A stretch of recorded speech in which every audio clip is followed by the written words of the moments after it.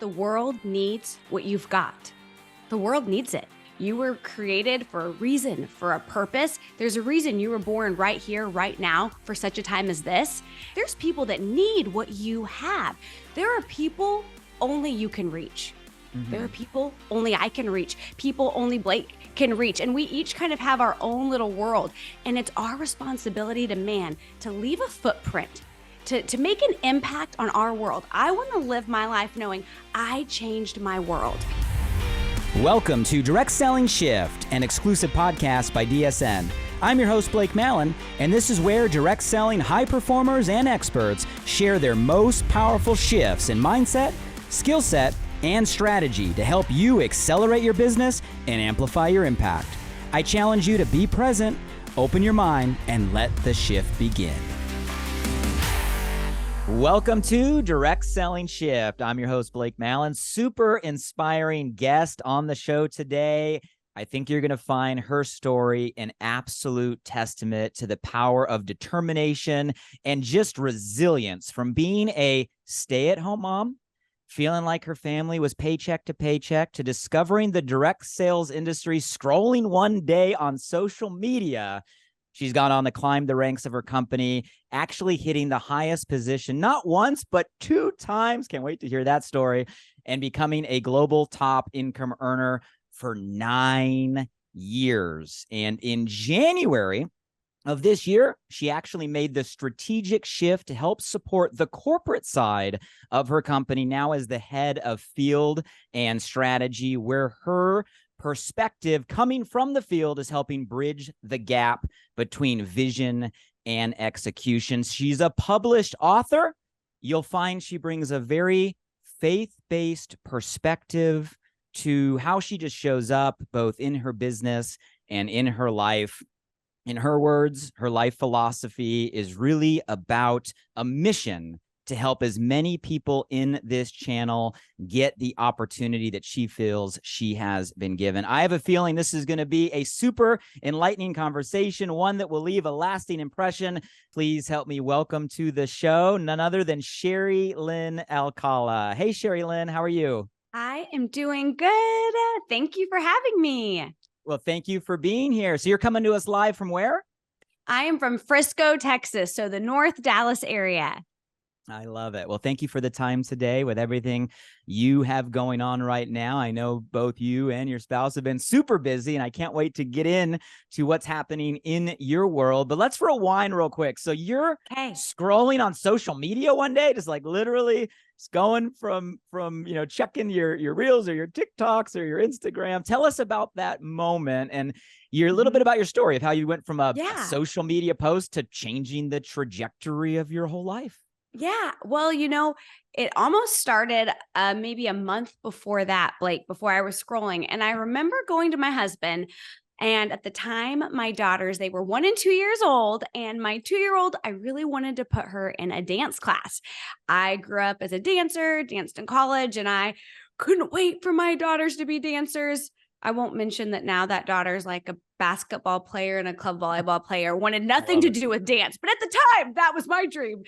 And I told my husband I wanted to put her in dance. And I'll never forget him saying, SheriLynn, what envelope is that going to come from? Because we did the Dave Ramsey envelope system. And, we did what a lot of people do, went to college, got our degrees, got married, started having kids. And then we quickly found ourselves kind of on that hamster wheel of life. And I'll just never forget him saying, what envelope? And that was the moment I realized, wow, we don't have an extra $80 a month. We didn't have that. And so I actually remember like it was yesterday praying in my car, Lord, show me a way to make extra income. There's got to be something I can do. I'm home with these 2 babies. It doesn't make sense for me to go get a job and the cost of daycare. And it wasn't long after that, an acquaintance I went to school with was posting about this opportunity, about products. And I remember being intrigued. I then remember almost unfollowing her. I wondered if it was a scam. I was skeptical, but then I messaged her and I thought, I have got to find out more. And man, those 5 seconds of courage I had to send her a message beyond changed our life. So you reached out. So you're one of those individuals I messaged her, saw something and you're like, you're actually sending the DM of what is this, is this about? I love it. Uh-huh. almost unfollowed her, but then instead got up in her DMs after stalking her page. Yes, that's what I did. And I do want to call this out. Like, I actually messaged her about the product she was sharing. And it was in our conversation. I was interested in the business. She offered me the business. So for those listening, don't ever be scared. If someone comes to you, you don't know what that person is, you know, their life is like. You don't know what they're walking through. And so, yeah, she offered me the business opportunity. I thought, why not? Why not? And it goes back to the basics of you just never know who's watching your posts and your content, and when that one post in that day on that moment is going to fall right at the right time with the right person and change everything. I love those stories. Let me back up because I'm familiar with Dave Ramsey, obviously, but I'm not familiar with the envelope system. So just educate me and maybe those of us out here that don't know literally what that means. What is that? Yeah.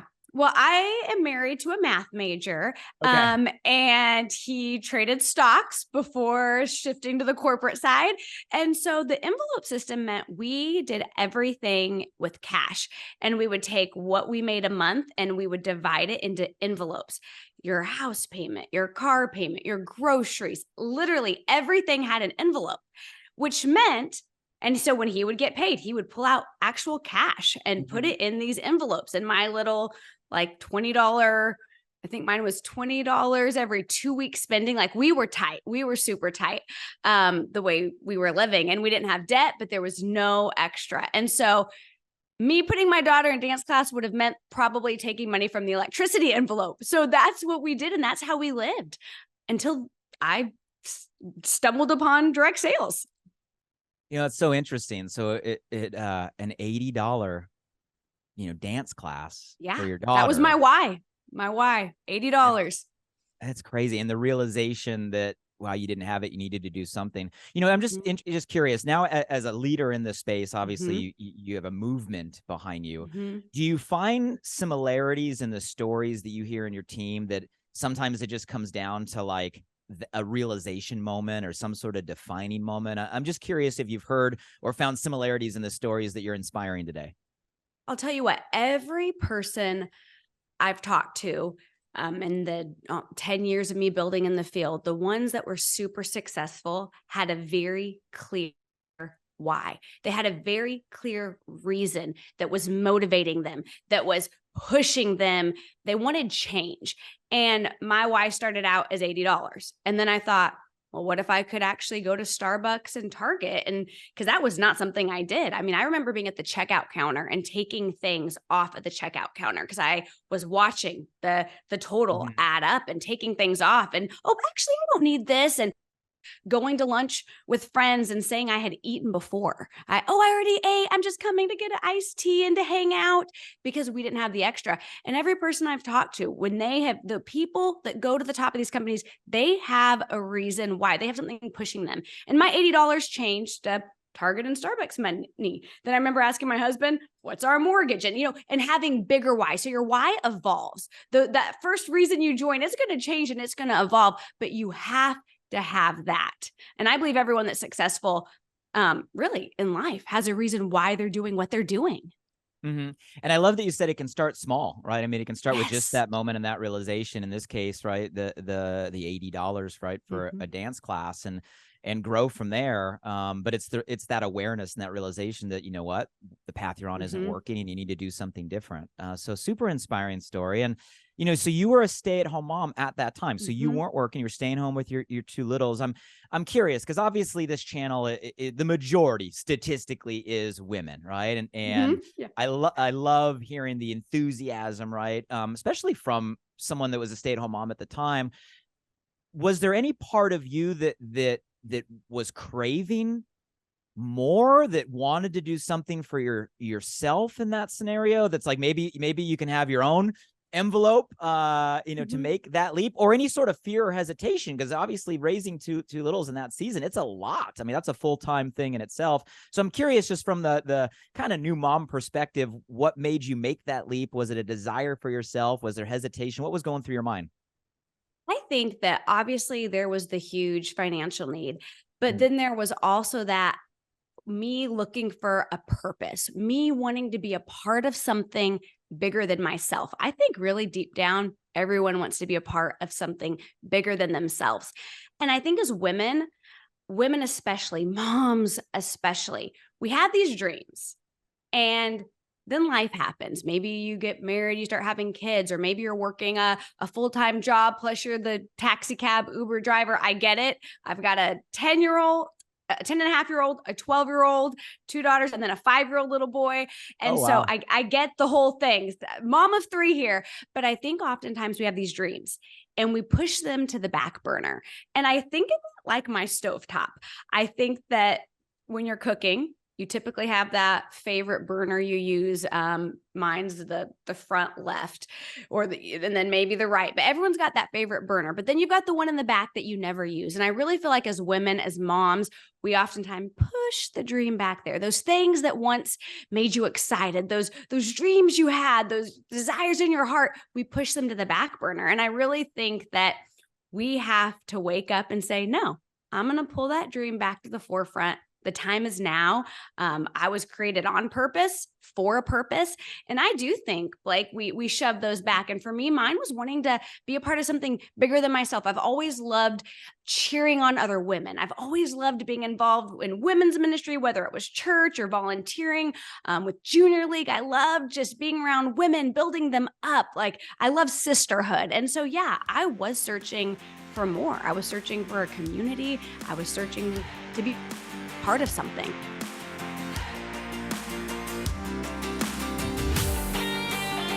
I want to go deeper there because I feel like what you're saying is going to resonate obviously with a lot of moms, but I don't think it's just a female thing, right? I mean, I'm a dad of two. My son just turned 8 this past week or so. My daughter's 5, and the dad guilt's real too. And I think it's even beyond parents. I'm curious your perspective, just more, from a leadership point of view of why do you think that's the case? Why do you think it's so hard for so many of us to put our own aspirations, our own desires, our own ambitions on the priority list? And why do you think we get stuck just like giving until all of a sudden we've almost forgot what it is that's calling us? I'm just curious your personal perspective on that. Like, how do we get here?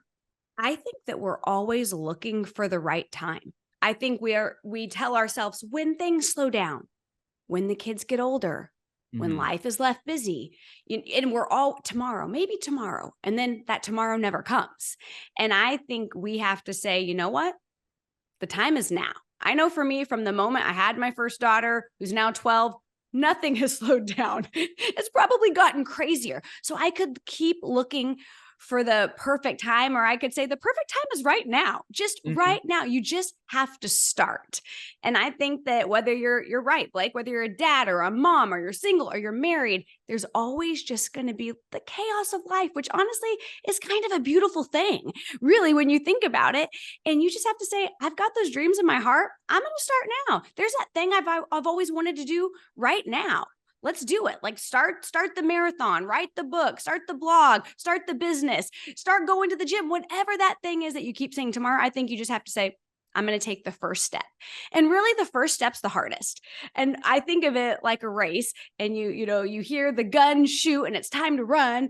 And which, disclaimer, I haven't ran since I used to run track and field when I was 16. I'm now almost 40. So there was a long time ago that I was running. My husband will listen to this and be like, when's the last time you ran a race? Okay, when I was 16.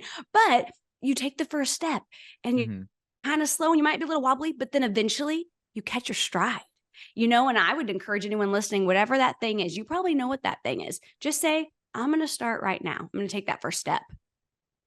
I think that's so perfectly put, because that when then game we all play, right? It doesn't matter who you are, where we're at in our journey. If you just got started in your business last week, or you're a 10-year top income earner across the globe like SheriLynn, we all play that game of like, well, when this happens, then I'll do this. When that happens, then I'll do this. But I love the way you highlighted, like, that game is never ending. And if you play that game for too long, you run out of when thens and you realize, man, I never took that first step. So SheriLynn, I love it, right? We all can take a first step in a direction that's calling us there. Maybe one more question down, down this lane, just because I'm curious your belief system around it.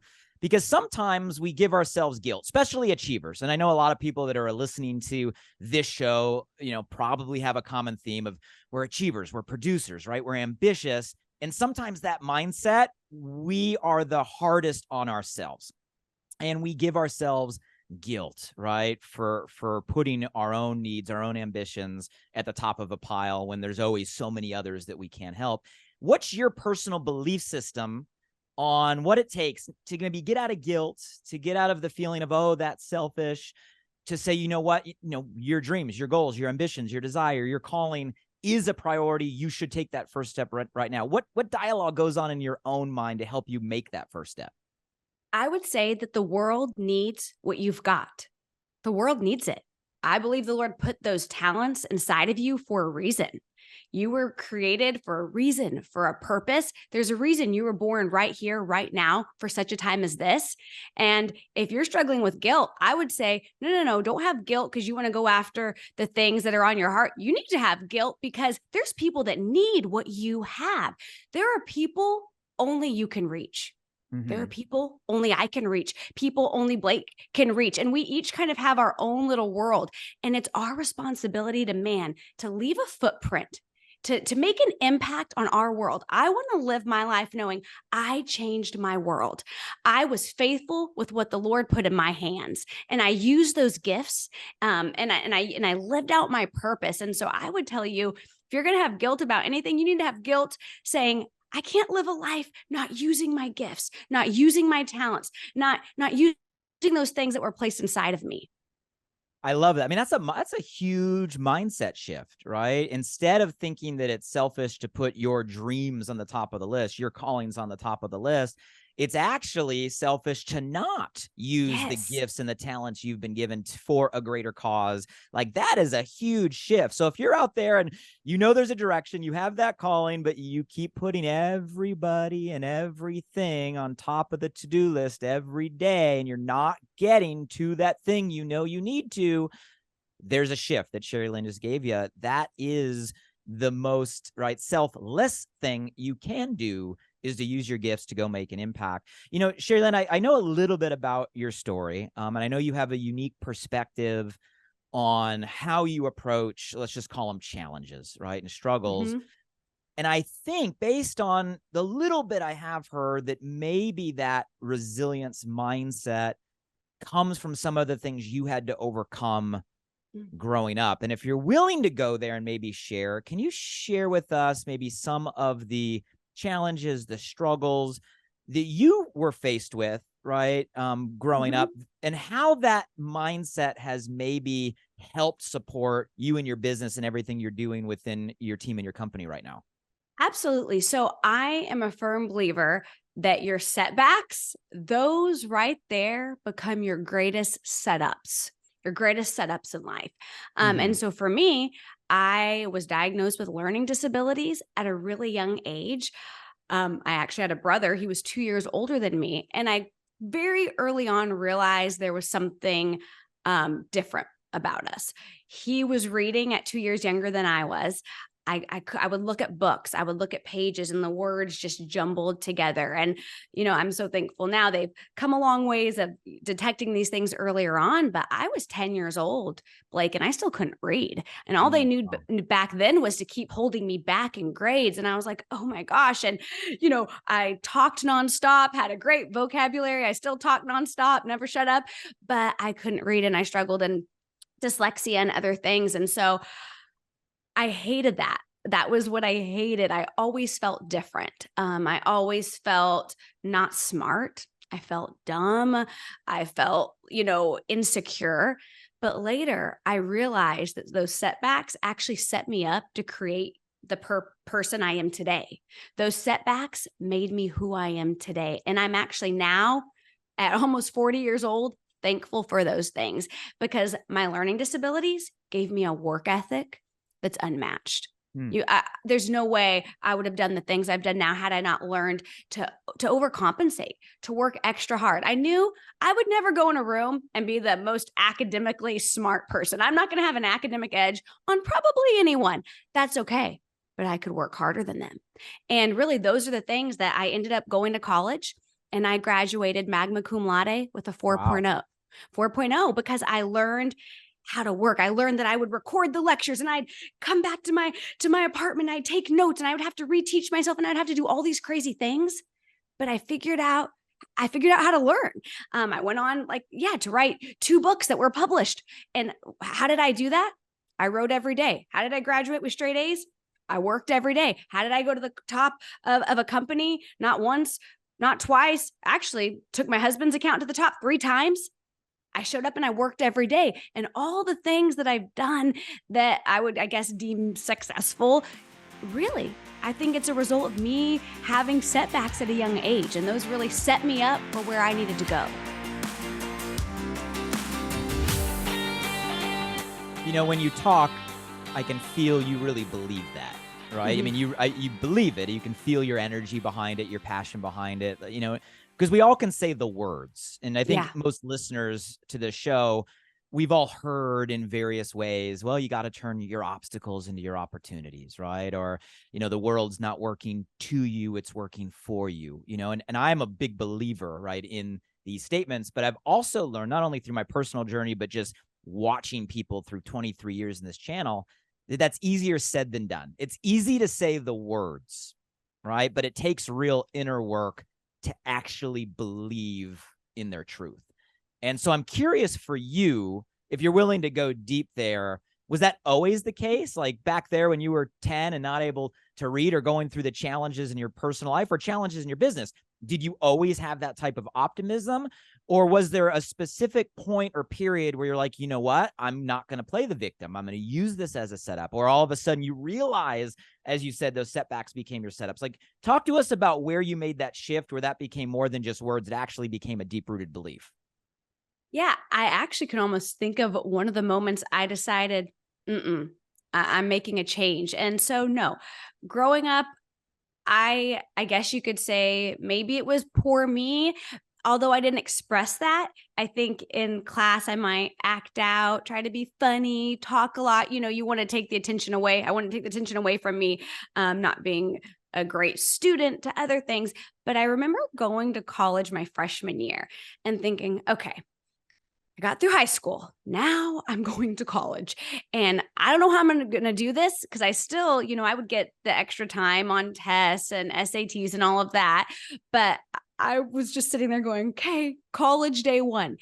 And this is back, and I'm aging myself, but the professor, it was a biology class, had I don't even know what you call those. It was like a projector, like pre-PowerPoint, right? Like a projector where he would write stuff on, but it was a projector. And he had written down what an A student looks like. And it was all the adjectives describing an A student. They're hardworking, you know, they show up, they're diligent, and just these adjectives describing an A student. And then it was like a B student and a C student and a D student and an F student. And I sat there and went, everything about an A student. That is what I want to be. I want to be someone that shows up. I want to be someone that gives my all. And it was kind of that moment that a light bulb went off and I thought, I can do it. I might have to work harder, but why not me? Why can't I? You know, and I even thought back of like Helen Keller. I'm like, she was blind and deaf, went on to speak and to do all these incredible things. And you can look around at so many people that had it even harder than you, that had, you know, even more things that disqualified them, yet they did it. And that actually, in that muggy college classroom, I decided I was going to be an A student, and I didn't care how hard I had to work. So for me, it was kind of a silly moment, Blake, but it was when a light bulb went off and I said, why not me? And I guess that's what I would say to you is, why not you? Instead of letting your excuses or your setbacks be a reason not to, say, no, these are the reasons why. I want to show every little girl or every little boy that's dyslexic that they can do it. Reading might be hard, but who says you can't go on to write a book one day? You can. Why not you? I love it. And there's no silly moment, right? Wherever we get that inspiration, whatever moment that is in that circumstance that allows us to make that mental shift, like, it changes everything. And what I love is it can happen anytime, anywhere, and we can make that shift and then ultimately see where that can go. So fast forward, obviously you've built a massive team multiple times. It's hard enough to hit the top of a rewards plan once, let alone multiple times and multiple accounts. I'm curious, that mindset, right? So that mindset that started there in that muggy classroom, fast forward, can you tell us Yeah. maybe some of the struggles or challenging moments through your business? I'm sure it hasn't been just an absolute, right, rocket ship straight up. I'm sure there's been ups and downs, peaks and valleys. Give us some examples of maybe in your journey where you had to go back on that mindset to get you over certain setbacks that maybe others are experiencing or will experience. Okay, so I'll tell you. And there's four things that I always had to do. And I always had to kind of actually even re-go there. And so during the beginning of my business, I was kind of all or nothing. So I guess that's like a little pre-tip. That's not one of the four things, but that's the pre-tip. I just said, I'm going to go all in, because no matter what you do in life, you've just got to go all in. You've got to go all in. Like, you can't stick in your big toe. You have to jump in the pool and say, I'm doing this, or you never know what you could have done, right? If I halfway did it, I wouldn't know, could I really be successful? Maybe you went all in at the beginning and then times passed and you've gotten a little burnt out, or you're a little, so now you're only given, that's why you're not seeing the success you did. That's not why you're seeing the fruits of your labor right now. So I would say definitely you have to go all in. So once I decided I'm going all in, there was no looking back. I decided I was doing this for me. I was doing this for my family. I didn't care what anybody else thought. And then as time went on, I was doing this for my team and for their families. And so I always had to remember that. But whenever I set a goal, I knew there was going to be trials and I knew there was going to be things that would knock me down. But I remember having these four things when I was praying that I really felt like the Lord spoke to my heart. And he said, you have to see it, you have to believe it, you have to pray for it, and then you have to work for it. And those four things through the 10 years as I was building, I always went back to them. Number one, I had to see where I wanted to go. I had to have vision. Helen Keller said the only thing worse than not having sight is having sight with no vision. So you have to have vision. So I saw myself reaching the top of the company before I ever did. I saw myself hitting that first promotion long before I ever did. I had to first see it. And I would challenge you, what is that goal right now? What is that next rank you want to hit? What's that next goal you want to achieve? Number one, you have to see it. And I would even take it a step further and I would speak it out loud. I would write it down. Anytime you went in my bathroom with dry erase marker, I had my goals on the mirror, and I had to see them first. And then the second thing I had to do after I saw it is I had to believe that I could do it. I had to have that belief. And I think they say it's the 8 inches, 6 inches between your ears. That is the biggest battlefield. You are your own worst critic. Your mind will get in the way, and you have to take those negative thoughts captive and you have to replace them with the truth. The negative thought comes in, I'm not going there. Replace it with the truth. And for me, my belief came from my faith and knowing I can do all things through Christ who gives me strength, knowing that greater is he that is in me than he that's in the world, that my God's power is made perfect in my weakness, because when I'm weak, he's strong. And so I had that belief, but even my faith gave me belief, but then also I would look around. And I would always pause to look around, not to compare myself with other people, but actually to get inspired. You always hear people say, stay in your own lane, put your head down. Actually, I want to stay in my own lane, and then I want to lift my head up, and I want to see who else is winning, and I want to gather inspiration from them. And so I would get belief saying, there's people going to the top of the company. There's people hitting ranks. There's people doing all these things. Why not me? And I would say that to you. Why not you? If other people are doing it, stop counting yourself out. So I had to see, I had to believe, and then I would pray because prayer moves the hand of God. And so I knew I had to get to the end of me before I got to the beginning of him. So I was a firm believer in surrendering my business to the Lord and praying for it. And then lastly, I had to see, believe, pray. And then I had to show up and I had to work for it. And that was hard because I couldn't just work for it the days I felt like it. I had to work for it the days I didn't feel like it. And I had to work based on what I wanted, not even how things looked. It was like, no, I know what I want. I'm going to work for it. I'm going to be consistent. I'm going to show up. And that is how I stayed the course. That is how I reached success. That is how, when I fell down, when I missed a goal, I got back up. I said, okay, time to restart. I have to see, believe, pray, and then put in the work. And that really, I would call that the secret to my success. Like that is literally what I did in this business, but I do this with everything in my life. What I love about that is it's simple, and it's something Mm-hmm. every single one of us listening right now can do, right? So I wrote it down as you were talking. See it, believe it, pray for it, work for it. And you guys, SheriLynn, she just gave you a direct task, right? So that's not a hypothetical. I heard a literal. What is at least one thing, one goal you have right now?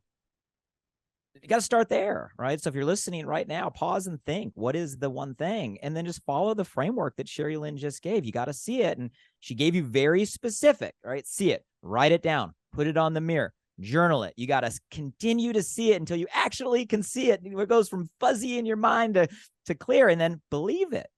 I love the way you said, SheriLynn, too, that you're looking outside for inspiration. Because so often today we fall into this comparison game, and we look outside and see others that are a couple steps ahead of us. And all of a sudden we're comparing their chapter 20 to our chapter 2. And it's having an inverse effect. So I love that you called out that you're drawing inspiration, because if somebody else can do it, you can do it. It's possibility, right? Not comparison. So I think that was huge. Pray for it, right? Faith-based. And work. You got to do the work. You got to do the work. So thank you for that framework. It's simple. We can all apply that. And I hope if you're listening right now, you can apply that immediately to at least one thing in your business. You've mentioned your spouse a couple times. I know you guys are an amazing dynamic. And I'm just curious, building with a spouse where you both are engaged in the business, what advice do you have? What tips do you have? Maybe what are some of the learnings you guys had to figure out, like, being in a relationship and also being in a partnership, like any perspective or guidance there? Because it seems like the two of you have done it really effectively. Yes. So, I mean, I feel like I can say we're not pros, but we learned through our mistakes. We learned through our mistakes. We began this business really together, and we had 2 babies. I had 2 little girls in diapers, and now here we are with 3 active kids. My kids are all in competitive sports. And so I would say number 1, communication. You have to communicate. And even early on, when I was building the business, and like I said, I was all in, and I'm assuming you can tell by now, I'm kind of an all or nothing person. Full of energy. It's very hard for me to turn off. Even now on the corporate side, this past weekend, my husband had to tell me on a Saturday to stop talking to him about work because normal people turn off sometimes. I was like, huh, they do? Okay. Well, anyways. And so he's like, and don't start messaging other corporate staff, employees, executives. They need a Saturday. I'm like, okay, sorry. But communicating. And early on, I remember sharing my goals with my husband and explaining why I was working as hard as I was working. I had to tell him, hey, there's this goal I'm trying to go after. It's going to be hard, but I want you to know I'm going to need you to help me and do bedtime and bath time for the girls, and I would communicate and share them with him. I think so many times women, especially because, we're like, this is our job. We have to do all the kids and we have to, do all these things. And so we just try to shoulder it. But you have a partner. If you're married, you have a partner. Let them be a part of it. So I think the best thing I ever did was number 1, I communicated with John and we talked about things. And then the second thing is I made him a part of it instead of trying to be like, this is my thing. And I would make him a part of it. I mean, and he loved that. And things that I wasn't that great at, like reports and back office things, a lot of, leaders, that in running reports, I knew this is not my strength. I'm married to a guy with a math degree that trade stocks on Wall Street, and he loved that I was including him. And he learned that and became like a pro. Like he knew everything you could possibly do in the back office.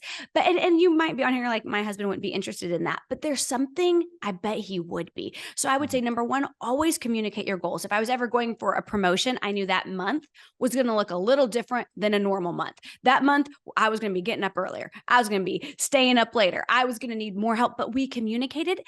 And I would even go on to say, include your kids.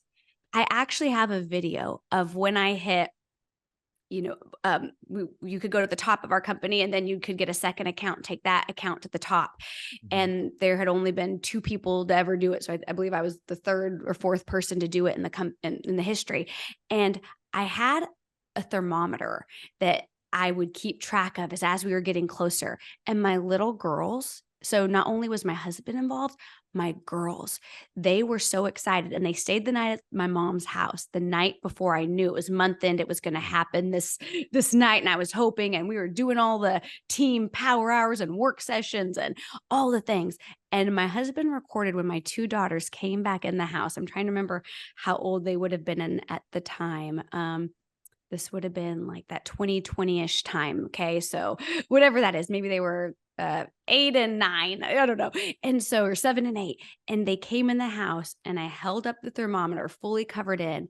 And my 9-year-old, or she was 8 or 9, started sobbing tears of joy because she was praying for it. She was a part of it. So I would say, yes, communicate to your spouse. Yes, make them a part of it. But let me also add in your kids, make them a part of it, because when you do that, because this business, this channel, it really is a thing that takes your whole family to be on board with. And so I loved always making my husband a part of it, but then even my kiddos. I think that's amazing. You just gave me a visual of like the thermometer in the kitchen and I'm going to just send you the video. you got to send it. I got to see it and I bet the feeling you had in that moment as, mom and leader and all the things all at once, is the best feeling you could ultimately have. I think that's an amazing tip. I love the visual thermometer. I love making sure your kids are a part of it. It turns them into not only cheerleaders, but talk about the highest, for me, the highest form of accountability. Like the highest form of accountability is you're telling your kids your dreams and your goals and they're cheering you on. You don't want to let your kids down. I think that's an amazing suggestion. I hope a lot of the listeners take you up on that. And I love that you're doing it as a family. I know this is a question that I'm sure you get asked all the time. I know I do. I'm just curious if you have any other tips around just that time management, that life management, right? We all go through it. So you're mom of 3, your whole, you're John and yourself are building together. You're managing all the sports and all the things and all the schools, and you got all of it. Is there any like practical tips or guardrails or boundaries you've learned whether it be calendaring or scheduling or turning on and off? I'm just curious, like simple practical tips to like keep the Yes. main thing. I can give you 2. Okay. So, and I feel like I'm going to give you one for maybe the person that's struggling to make time for their business. Okay. I'll do that one first. And then the person that's struggling to turn off. Okay. Cause there's 2 groups always, like, so those of you that are like, man, I'm just struggling, all the things. I know for me, summers were always extra hard. All the kids home, or holidays when everyone's home. And well, actually, I could go back to the beginning of my business. They weren't even in school yet. So I've gone through all the seasons. And what I've learned is anytime someone's like, send me your schedule, I'm like, oh, I can't do that because my schedule is going to look different than your schedule. And the one thing I always did is I'm kind of old school. And yes, I know all the outlooks and the family Google calendars, and John adds me on all those things. But I also have a paper calendar because I like to write it all out. And then poor John's taking photos of my calendar to upload in the like Google family thing that I'm supposed to be adding things onto. But I'm like, listen, that feels really hard. And I don't know, I like my paper. But with that said, even early on, every night, after I got my kids to bed, I looked at the next day and I knew I needed like a 3-hour chunk to work my business. Even when I first started, you're like, I don't have 3 hours. I felt like I didn't have 3 hours either, but I knew if I wanted this to eventually pay me like a business, I had to work it like a business. And that was like the minimal I could give it. And I always set and maybe you call it a power hour. I don't know what you call it, what different companies call it, but whatever that is, my work chunk, I would figure out when it is. And maybe it's an hour here, an hour there, an hour there, but I would always write it into my calendar because every day looked a little different. With babies, it looked different. Then I ended up being pregnant with a 3rd child. And guess what? When I had my 3rd baby and a newborn, my work schedule looked a little bit different than that period. I had my 2 girls at school, and no matter what, every night I would pick when was my work chunk. And no, I didn't run errands during my work chunk. No, I didn't even go to lunch with people from my team during my work chunk. That was extra because I knew if I didn't have that non-negotiable time of income producing tasks that I had to do with my follow-up and reaching out, to new prospects and checking in on my customer and all the things that were on my non-negotiable list, I wasn't going to be successful. So I would tell you, I know your life might be crazier than I can possibly imagine, but if you want this to work every night, when is your time going to be? And it's okay if every day is a little bit different, but you've got to find the time. And so for me, that was just crucial. And I did that my entire time, building in the field. I always set my time. And listen, when I was a leader, I was spending more than 3 hours a day, but I knew where my time was going and I knew where that non-negotiable time was. And with my time, I always knew a third of my time had to be me doing what I needed to do to grow my list, to sign new customers, to sign new business partners. I knew a third of my time needed to be launching those. Duplication is essential in this industry. Like you can sign people, but if they never go on to be successful, if you don't duplicate what you've done, what's the point? So I had to bring in the new, I had to duplicate, and then I had to work with my leaders because I knew that was the longevity of my business, those leaders. And so I always, knew what my tasks were. I always knew where my time was going. And then let me say to those of you that struggle and you're like, my marriage is on the rocks. I work nonstop. Okay, I've been there too. And I had to reel it back in, And for those of you, I would say, be sure to set your blackout time. And I'll never forget, and I'll share this. It was my first year in my business. John and I communicated. I was like all or nothing, and I was going for it. And I'll never forget being at dinner. And my girls were little at the table. John worked, 9 to 5, got home, and I'm sitting there with my phone like this, and I'm looking down, and he was just staring at my forehead, probably like he was doing every night. And I remember him saying, SheriLynn, could we just have maybe blackout time for dinner? And I thought, oh no. And I'm like, yeah, of course. And I sat my phone down. And I thought, how many dinners? And luckily that was early on in my business. That was my first year as I was just, running. But when he said that, we call it blackout time, and we would set blackout time. Family dinner, always blackout time. As my kids got older, getting them ready for school in the mornings, I am there. That is blackout time. From when I pick them up from school to take them to their activities, because that was always important to me, I'm not on my phone. That's blackout time. I'm watching my son play soccer. If you're a guest and you come to our house and we have dinner and you pull out your phone, my 5-year-old son will be like, no phones at the table. We don't do phones at dinner, because I had to set blackout time. So I would say, number one, know where your time's going. But then I would also say, have your blackout time. Simple, practical, but effective. And what I'm hearing you say, SheriLynn, it's like wherever you're choosing to be there.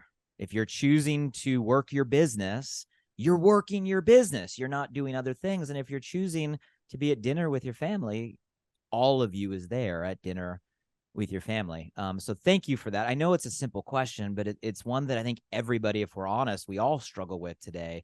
How do we get distraction out of the way so we can focus when we need to focus, but also how can we show up the way we want to show up as significant others or spouses or wives or husbands or fathers or moms and all of the things. And I also love that for those listening carefully, she gave some magic on the calendar, right? So it might start off with that power hour of prospecting and doing all of your income generating activities and new conversations. But as you build a team, I heard SheriLynn say 3 things eventually. You got the prospecting, the recruiting, the attraction, third of the time, duplicating, helping your new people accelerate, kind of a third of the time, and then eventually leading your leaders. I think that was a simple little nuance that those that are building teams can apply and get in those calendars, whether it's paper or digital or Google. You mentioned real quick, you made a transition, right? Started this year. Congratulations on the new role, head of field and strategy, right, for your company. I'm curious, you were in the field for a decade, built to the top, enormous success, right? You and John had an amazing dynamic going. You made the leap now to help the company go to a new level. I'm curious if there's been any new perspective you have gained now seeing the other side of the curtain, right? So now the other side of the curtain, is there any new perspective that you didn't have before now that you're on the corp side that you feel might be of value to kind of bridge or share with a global distributor community here? 10 years on the field side, almost a year now on the corporate side. What's a new perspective, a new lesson you feel is worth all the distributors in the world hearing? I do think one thing that makes my situation unique is I speak both field and I speak both corporate language. I speak both the languages now. I didn't before. And what I've learned, gosh, so many things, like so many things. I think one of them is that a lot of times there could be disconnect between the field and corporate, you know? And so I would say if you're in the field, don't be bashful, especially leaders. Speak up, say those things that you need, because a lot of times the corporate team, they just don't realize it. Okay. Or if you're speaking up and you're like, I'm being loud and clear, they're not listening. You might not understand some things, because you've got to have a healthy corporate in order to be a healthy field. So there might be things you want, but that just doesn't make sense. And so you've got to have a healthy field. You have to have a healthy corporate.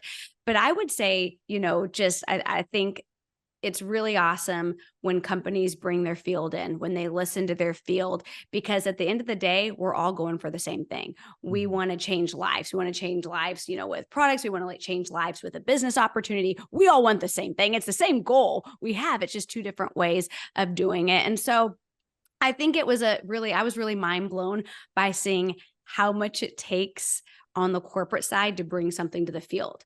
I thought it was just like the snap of the finger, like, we need a new product, get us a new product. But then I didn't realize, all these things. And is this product in all the countries? And and the legal things and translations. I didn't even know we had translations. I built a US team. I didn't realize they had to go through all these things, and so I feel like now as a field leader, I would have had a lot more grace for the corporate team now that I see everything that they do. Man, they do a lot. They do a lot, and it's not as easy to just whip something out as I thought it was. It's not as easy just to give the field something as I thought it was. And so, I love both sides, and I think, man, they are so much better together. They're better together. It's the same goal, same vision, but sometimes they speak different languages. And so, field, don't be scared to speak up and advocate for yourself, but also have grace for your corporate team, because I guarantee you do not know everything that it takes to bring stuff to you. Because I know I sure didn't, even as a top leader.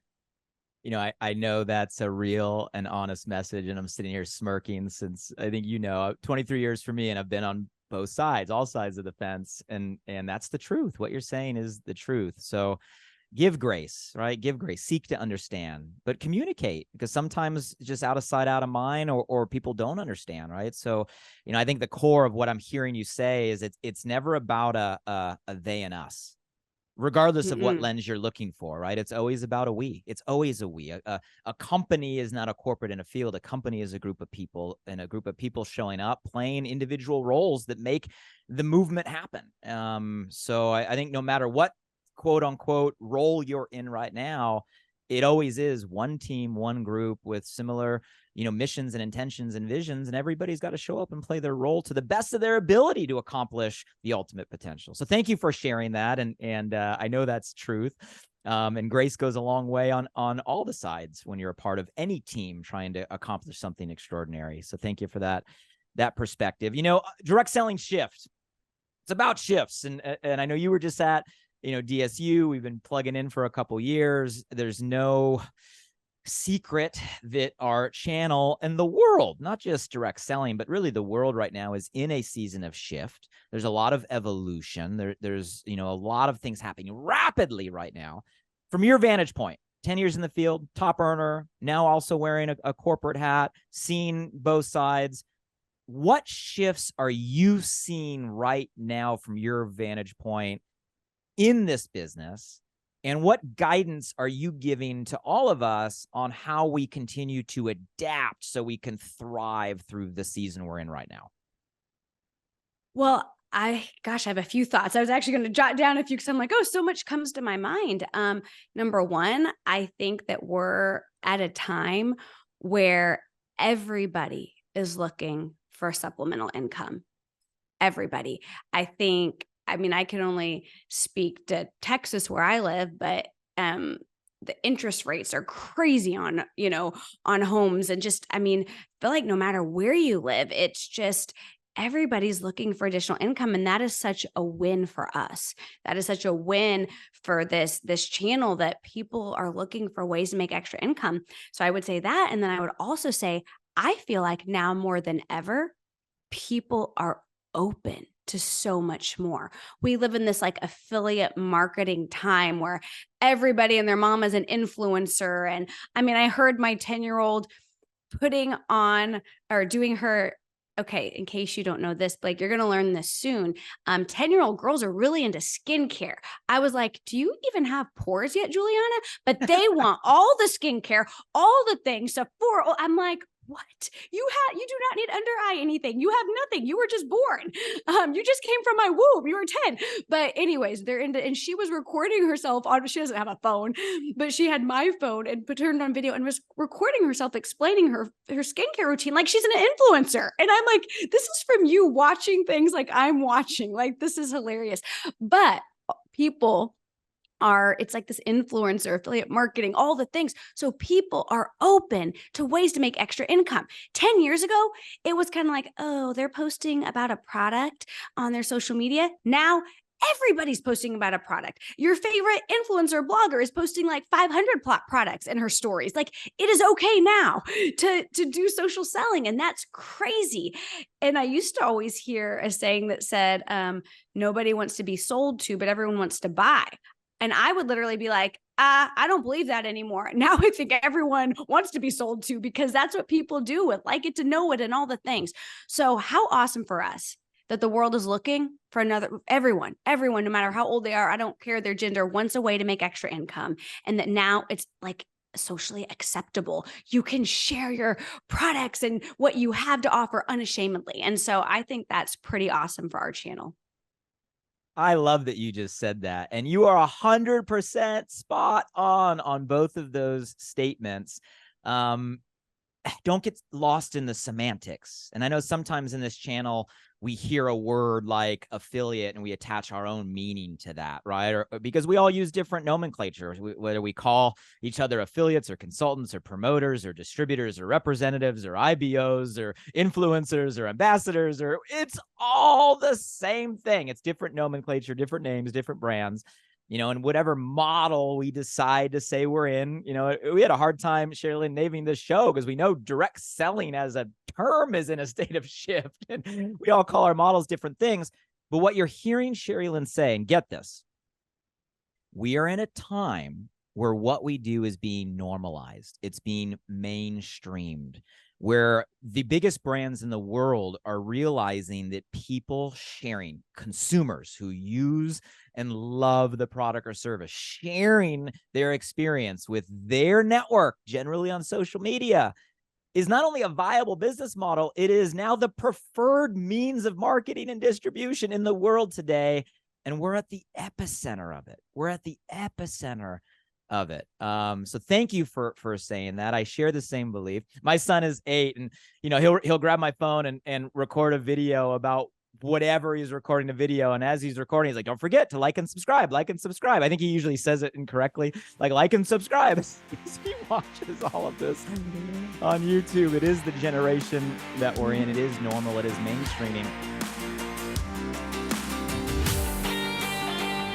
And I love that you said it's not just that the consumer is now recognizing that as normal, and that businesses and brands are now preferring this as a growth channel. But you made a really strong point that right now in the season, extra income means something, right? An extra $500,000, a couple $1,000s a month, that means something, right? An extra couple $100 can mean Christmas or not Christmas, or a better Christmas for families, right? Or Hanukkah as an example. So we're in a perfect convergence of a need and then a model that's becoming normalized and mainstreamed. And so many of us right now that are at the middle that can bring this opportunity as a gift to the world. So thank you for highlighting that. I share your opinion. It is a super exciting time. I want to leave some time for some closing thoughts and be respectful. You've been amazing. I love that we're getting so much value on both the mindset and your story and practical application of our calendar and how to balance the parent and leader thing. So thank you for all of this. Let's do a quick rapid fire round. So these are just 3 questions. First thing that comes to your mind, there's no right or wrong answer, right? In a few short sentences, right? It can be one sentence, it could be a couple short sentences, but just kind of the first thing that comes to your mind or your heart, kind of carrying forward this theme of shifts, right? So we've talked a lot already in just our dialogue today about your belief system, your mindset shifts. I'm curious, if you look at SheriLynn today, right, where you're at today, everything you have going on today, and you were to look back on your journey, what is the single largest mindset shift, the story you went from telling yourself one thing to telling yourself something else, that you think has contributed to where you're at today? I think probably that I did have long-term vision. I had long-term vision, and that kept me from quitting early on. You have to have that long-term vision of where you want to go, even when it seems so far away. And I think that was super instrumental to me getting here. Is I saw, even though it seemed so far away, I had that vision for that. So it kept me wanting to go, even if it was like me hobbling, along, I kept on going.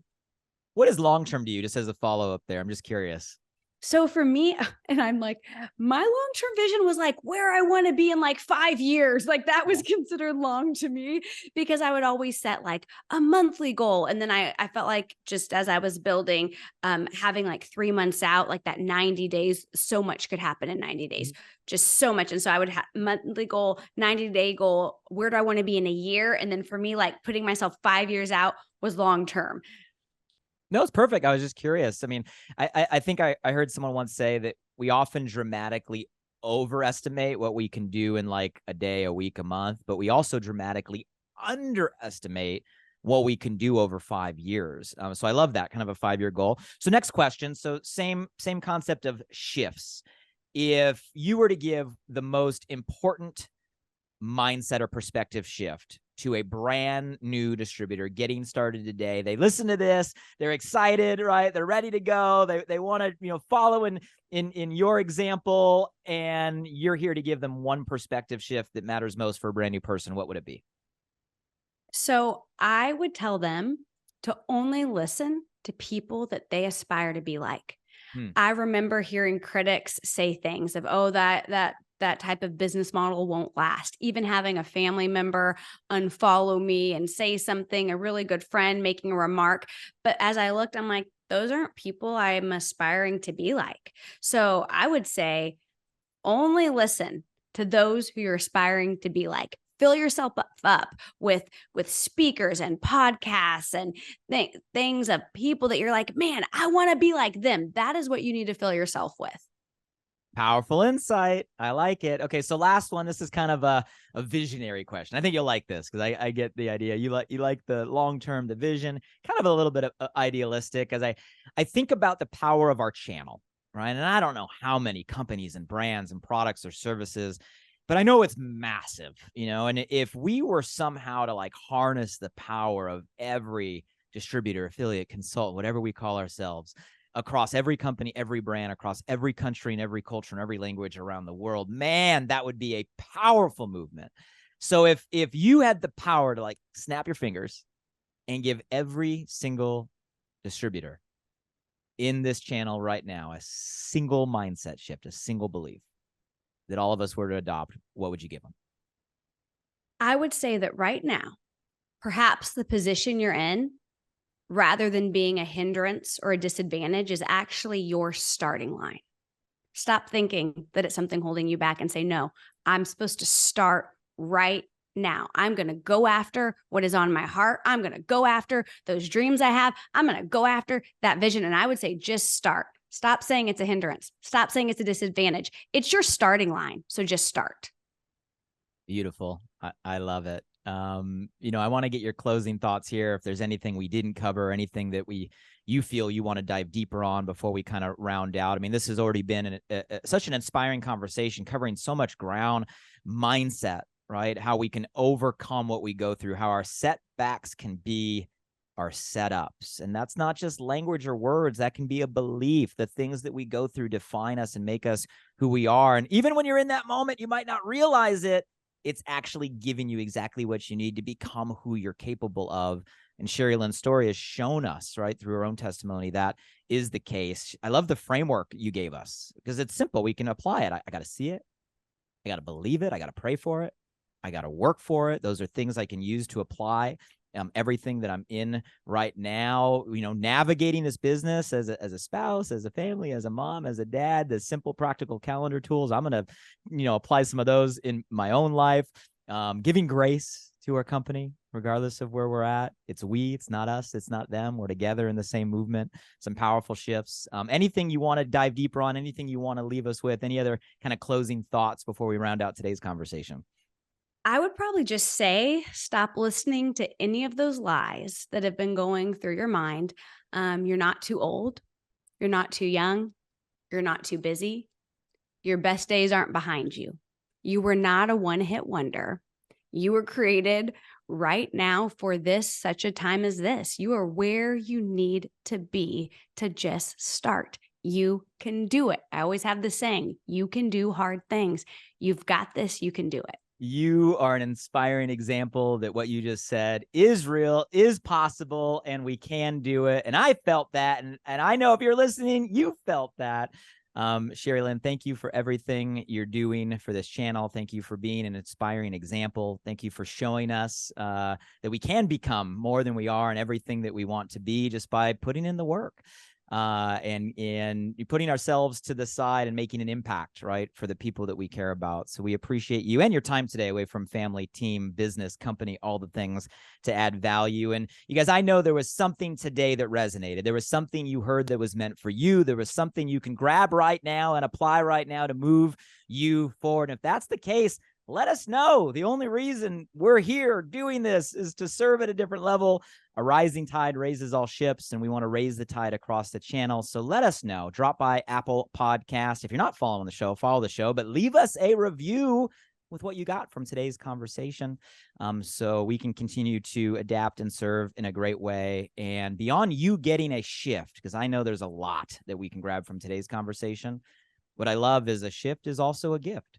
And there's something in today's conversation that might help others that you're in touch with. So share DSN, all of the social media. There's little clips you can share to make it easy. If you do so, tag DSN so DSN can see that you're helping spread the word. We appreciate you.